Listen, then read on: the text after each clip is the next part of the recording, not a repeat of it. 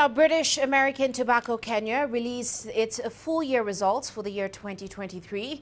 It reported a 2% decline in gross sales and a double-digit decline in net earnings. Now, in the 12 months to December, the firm, which operates across about 15 countries in Eastern and Southern Africa, reported just under $269 million in gross sales. A surge in inflation, as well as weaker currencies and a decline in disposable income, helped to contribute to that decline.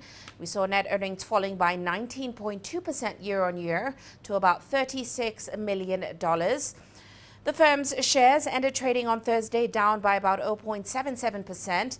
That's despite it delivering a dividend payout ratio of over 90%. Now, its 2023 decline of 11.4% was roughly half that of the wider market, with the NSE All-Share ending the year with a 27.7% decline. Now, some hours ago, CGTN's Ramanyang spoke to BAT Kenya's Finance Director, Philemon Kipkemboi, and he started their conversation by asking him if tax policy uncertainty was the reason why a nicotine patch production plant, which cost the firm about $16.3 million, was not yet operational. It is taxed. So the tax is there. The issue is more on the regulation governing the sale of the product. So if you look at it, the tax is there. So there is excise. Excise has been defined on the product. We pay the necessary duties. So that's not an issue. It's not an issue of the fiscal regulation, but more importantly, on the regulations governing the sale of the product. All right, then. But looking forward, though, because there's a whole host of tax changes. It's looking at the medium-term revenue strategy that Treasury put out.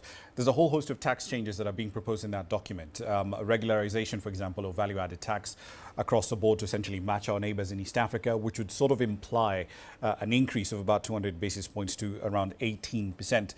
Excise taxes, government is looking at increasing that as well.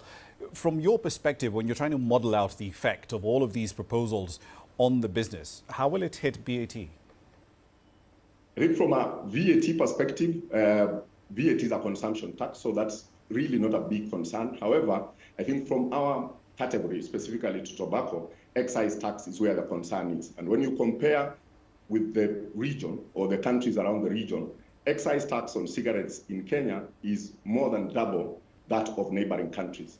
Now, if you are harmonizing, then it means that you need to be able to reduce the spread between those neighboring countries and what we have in Kenya. And I believe that if the regulations were to address that, then it will go a long way in addressing the issue of illicit trade. Because what fuels then illicit trade is the disparity. First, from a cause effect, is the excise, and thereon passed on to the prices of legitimate products. I want to wrap up by asking you the question I've asked all manufacturers that I've had on the program so far this year. Questions around dollar access across the region, across the markets that you operate in. The Kenyan shilling essentially weakened by about 30% last year. Right now, we're in the middle of a pretty interesting strengthening of the Kenyan shilling, but that's a forward-looking problem. But last year, given all the problems that we had with dollar access, especially in Kenya, Tanzania, I understand, is also becoming an emerging problem as well. How did you navigate through those issues? So BAT Kenya is in a very unique position, Rama, because our business is essentially split into two business streams. About half of our business is an export business. What we produce in our factory here in Nairobi is sold to about 15 countries in the east and southern part of Africa.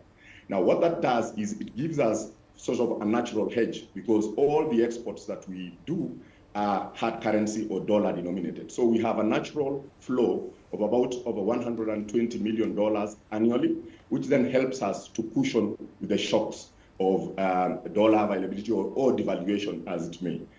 If you're selling in dollars, yes, you have a natural hedge, but considering that the bulk of your markets are in Eastern and Southern Africa, why trade in USD when you're looking at it from an export perspective rather than currencies within the region? Why not sell, for example, in Kenya shillings to the rand, shillings to the Tanzanian shilling, that sort of thing? What's the advantage of working with the dollar?